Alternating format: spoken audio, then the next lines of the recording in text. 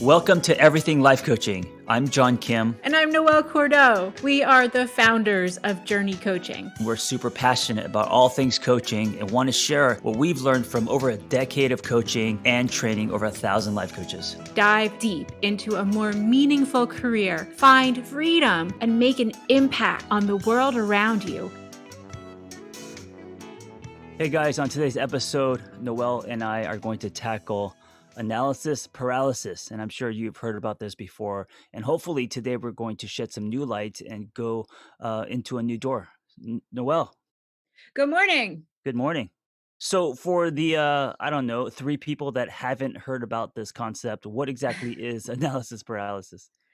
I thought I knew what it was, and I had to look it up, and I was like, oh, yeah, I experience this all the time. So it's basically what happens when an individual or a group starts over analyzing or overthinking something, and it prevents forward movement or action or decisions being made in a given case. Yes, this was the first 3 months of my most current relationship. What do you want to do? What do you want to do? Just well, no, it was me overanalyzing, overthinking, do I wanna be in a relationship, all of that, and, that ambivalence, coming through in the moments. But, yeah, I mean, I think Huh. so many can relate to this, in so many areas of their lives. Oh, yeah. And that's interesting because our dear listeners, John and I were roommates during that period of time. So please tell me what you were going through. Let's get into it. Yeah, absolutely. It was when I was single and I didn't know if I wanted to get into a new relationship because I knew that if I did, that would be like a long, hopefully the last one. And so my overthinking, overanalyzing, just kept me in a loop and created a lot of anxiety. But some people just have this like when they're going out to lunch and they can't figure out what they want to eat. you know. Absolutely, absolutely. And I think what John shared, it really highlights the internal nature of this, that to the outside observer, I mean, I was living with John during this period of time. I had no idea that you were going through that, because what appeared to me was this really wonderful opening of friends into your home and dinner parties and new Mm, experiences. And it seemed very joyful to me. no, I kept it all inside. Yeah. Interesting. Right. Okay. So this is an inside job. Analysis paralysis is an inside job. And what was most interesting to me when I started to take a look at it, and maybe John, we can use you as a case study for this, it's considered an anxiety response. Mm. So it's is it a way to cope? Or is it the ripple of anxiety, this behavior? It's different for everyone. Yeah. And one of the interventions that we can use as coaches or as individuals when we find ourselves in that spin cycle of being unable to make a decision is to really work to get underneath those feelings Yeah. and name them. Because for each of us, we're going to have a different template of worry, fear, or rumination based on whatever it is that's going on for us. Can this also be something where, if you don't address it, it starts to dominate, it becomes a dominant force or pattern in your life, and it kinda becomes habitual, where you just can't make choices, you're not making decisions?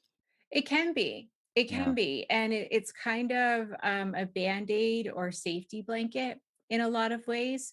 I've heard a lot of people over the years in my coaching career just kind of throw their hands in the air and say, "Oh, I can't make decisions." Well, yes, you can. Yes, you can. You're actively avoiding decisions for a reason. This happens a lot with coaches trying to pick a niche, Mhm. and they have a lot of anxiety, they don't know and they end up picking nothing. And that's okay too, Yeah. because coaching in its purest form is simply call and response, inquiry and examination. And I think when I'm really looking at this, and granted, everything is different for each of us, but we live in a society and a world that, especially now with the curated nature of social media and sound bites, there's a lot of pressure to define ourselves. Absolutely. So, what can we do for ourselves when it comes to analysis paralysis if we struggle with this? Yeah. So getting underneath that warm safety blanket and taking a look at, what's going on, what's underneath the trouble making choices. So if you're in a certain situation, had, for example, the one that you brought up, to have previous long-term relationships not gone well. If you find yourself replaying a memory, you might have trouble trusting yourself to make a different choice going forward. And then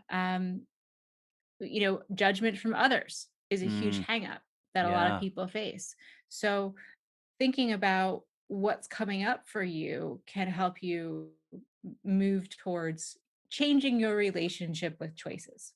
Yeah, and this reminds me of like and going back to relationships or dating, if you find someone that you may be interested in and suddenly you're hearing a lot of things in your ear from friends, from family, from different people and their opinions that can sway your decision. Suddenly you're now confused and the ambivalence isn't really coming from your truth. It's coming from, all the noise. Absolutely. And that comes back to this kind of idea of who am I? And Hmm. who am I through the eyes of all of the people around me, that either real or perceived. And it's really common for anyone to worry that a given decision will affect your future or your relationships with other people. And it can be tough if that's the case. Yeah, and I gotta remind you when you were living with me for that brief, I call it summer camp, Noel and John summer camp. I was this was before Vanessa. I was dating a few people. I even brought some people around. I think a couple, and you gave me your opinions, which I valued, and your opinions kind of were different than my opinions, and they impacted me, and I questioned my own because of your input.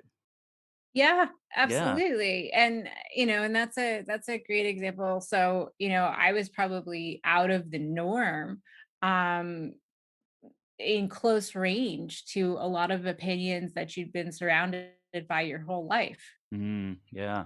All of a sudden you had a Noel in your house, and that's a weird experience for anyone. Well, but I also valued your opinions, and so, they had a lot of weight, you Mhm. know? Yeah? Yeah.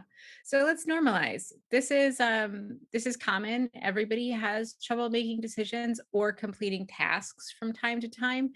This is super common with teams when there is a project on the table or a decision that needs to be made, that teams will get stuck in analysis and paralysis and just spin through the what ifs for way too long. And I see clients stuck in this way. Mhm. How have you seen clients stuck in this way? Man, I mean, it's yeah, I mean, not only clients, but just, I mean, everyone around me, I think, if it comes to and it's big life stuff, right? Like a job, I mean, let's bring it back to coaching. People who are trying to make the transition, build a practice, and then suddenly having that, anxiety, that fear, that doubt, and then not being able to make decisions, whether that is, building a website or, putting themselves out there or whatever it is that they wanna do because of fear, because of too many choices, especially in coaching, where, as you say, the wild, wild west, and the explosion of it. Sometimes there's so much out there, you do nothing. Mhm. Yeah, Absolutely. And I see this with my own personal clients most often in relationships where someone's in a relationship, yeah, it's okay, but there are red flags. It's not exactly what someone wants. And there's this fear on the other side of, if I end this relationship, I will never find another partner, be right, able to date again, move on right. with my life. And as a coach, one of the things that I notice that kind of indicates that analysis paralysis is that instead of dealing with and facing the construct of reality that's right in front of the person, my clients have swung to really far extremes. Like I had a client once who wants to break up with her boyfriend. And she announced to me that she was going to move across the country. And I said, "Oh, that's really interesting. Is that because you don't want to break up with that dude?" Mm, right. And she said, "Yes." And I was like, Yeah. "Okay, let's talk about it." Yeah. So when we're in these spaces, what can we do? What would when we're working with clients, John, how would you help someone to overcome the excuses? Yeah, I mean, I like what you said where, going back to the beginning of this podcast, what's underneath, following the thread down. And I think there's a misconception that if you're a coach, you're only supposed to work with things on the surface, and that's not true. I think a lot of people are afraid that they're going to be wearing the wrong hat or a therapist hat if they do explore where things come from. And I think that's okay. I think that's what makes sessions dynamic. It doesn't mean you're giving them therapy. You're not treating them for anything. But yeah, I think that's one of the biggest things with analysis paralysis is what's happening underneath. Where's it coming from? Yeah, absolutely. And then I really like data. Um, so if somebody's in a relationship, they're saying, I'm not, sure if I'm happy or not, I often ask my clients to take a paper calendar and write on the calendar a smiley face, a sad face, or a blah face every single day so that they can look back over the course of a month and Ooh, determine for themselves how much time they're spending happy and how much time they're spending unhappy. ooh, I like that. So data makes me nauseous, but I love the simplicity of a happy face or a sad face, and then you count up all the faces at the end of the month, and you're like, okay, this is data. I am happy with this person, or I am generally not happy with this person. Exactly. And Yeah. the key here is that it's 1 month. So setting deadlines for analysis paralysis research and data and thinking and investigating is super important because you can get stuck in that for the rest of your life if you want to. One more day, Yeah. one more day. So set a specific deadline to do all of the research, thinking, data gathering, mind mapping, brainstorming. And then when that time is up, what did you learn? Yeah, I love that process as kind of the intervention or a way into this. So you're Mhm. not the thing about going deeper is a lot of times it's funny because we're talking about overthinking and analyzing so much that we do nothing. But in a way, we could be analyzing about our analyzing. This could also be very meta. And so to pull away from that, going underneath it breaks that pattern. It does. And there's another intervention that just kind of turns that one upside down. And this one works when there is a physical task to be done, like beginning a workout Oh, regimen yes. or, becoming vegan or cleaning out finally the closet where you've stashed stuff for the past 6 years. Um, and the technique here, the intervention here is to, again, put a time frame in there, but instead of gathering and analyzing, just start. Force yourself to Mhm. engage in whatever the activity is for X amount of time. And then you get to stop because you know that there's a deadline. I'm going to do this for X amount of time. And then I can evaluate what happened. This happens a lot with writers.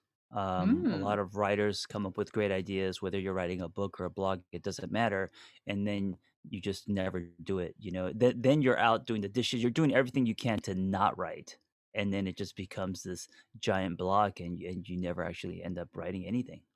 Yes. And from a coaching perspective, the most important point here is sometimes there are aspects of life and aspects of decision making that you or your client can't learn any more about without actually trying, Mhm. actually testing, actually doing the damn thing to get the data. Yeah, I think what's really helpful here is also to not put the value on the scoreboard. So, for example, if you are writing a book, you're not putting the value or worth on the finished product. You're putting the value on the experience you're going to have easy and difficult as you write the book, right? So it's not about holding it with two hands at the end. I mean, that's amazing, but it's about actually finishing, sentence after sentence, how you feel about that. It's it just like the whole metaphor of the life is about the journey and not the not at the end, the byproduct. Absolutely. I was going to bring that up, and the metaphor that I have is a little bit different. It's the tapestry of your Mm, life. And yeah. that if we don't weave, if we don't paint that the arcs and the characters and the twists and the turns, we just end up with a blank cloth. But if we take the time to paint or weave or try or explore, we end up with a really rich tapestry that's full of adventures and missteps and mistakes and wins and joys. And that, according to positive psychology, the depth and variety of experience is what ultimately gives us a life well lived. Life is not a comforter, life is a quilt. Yes. All right. Yeah. And then there's one last intervention that we can use to work ourselves through analysis paralysis. And this one I love, and it's a hard sell in a coaching construct because clients want answers. They want clarity. They want to feel solid. And unfortunately, that's not the way life works. So, this intervention is to make the choice to leave the decision open ended. Mm. Expand on that. What do you mean by that? So, when you were in the early stages of your relationship, it sounds like you were really kind of black and white thinking, all or nothing thinking. I'm Mhm. either going to be all in with this person or I'm going to be all out with this person. And Oh, if I'm all right. in, then my Right. life changes and that means things for me and so on. What if it was an open ended exploration of getting to know someone while doing life with them? And we don't know how the story will end. Yeah, and so, what's interesting is when you ask that question and you line it with, action, the mindset of open-ended, that actually forces you to be present. If you are, doing what I was doing, which is black and white thinking, all or nothing, that forces you to be in your head. Yes, absolutely. Absolutely. And we can do this for anything. It's like that closet that needs to be cleaned out. We don't know what's in the bottom of it. Yeah. Yeah, absolutely. we we need to figure it out. And so, what are you going to do with all that stuff? We don't know, but it needs to get cleared out, put in boxes and sorted. I love it. And so, if you're listening to this and you struggle with analysis paralysis, hopefully we've shed some light or have guided you in some certain way. But also, if you're interested in helping people with something like this, I think this throws such a wide net. This could actually be a really great niche for coaches. I agree. It's a fantastic niche for coaches. And coming out of the pandemic, holy shit. I mean, we're all facing analysis paralysis. Who am Hmm. I? How do I Right. emerge in the world? What has changed about me, myself, my life, my job, my friends, my family? What is safe? Who am I? These are the questions that people are collectively asking of ourselves and each other. And so, right now, is one of the best times for coaches to get out there Yeah. and wave that flag and say, let's get to work. Yes. So come check us out at journey.co and you can go deeper with us. You could get on the phone and ask any questions and we'll help you on your journey. Absolutely. And John runs office hours on Mondays, which is a Yeah. great place for these questions. Yeah. Every Monday, we can hang out and talk about all your overthinking. Yep. Wonderful. All right, guys. Thank you for listening. Be well. Take good care. Thanks for listening to Everything Life Coaching. If you're feeling the draw to become a coach, head to journey.co/everything to explore a new career that brings fulfillment, gives you a true sense of purpose, and a strong community to do it in. We created Journey Coaching to equip you with the tools, training, and community you need to attain your goals. Join JRNI Coaching and begin your journey towards personal freedom and a transformative state of growth today. That's JRNI.co/everything.